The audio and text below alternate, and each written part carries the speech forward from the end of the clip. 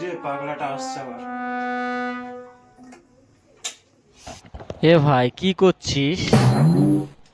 দুধ গরম করছি, খাবি? দুধ কেন খায়? দুধ কেন খাওয়ার জন্য গরম করে,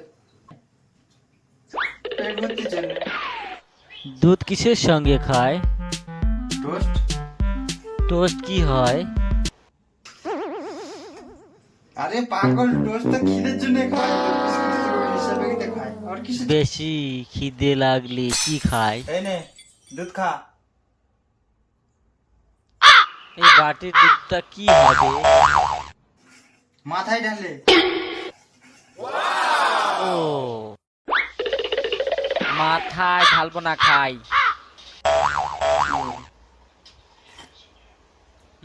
Amazing!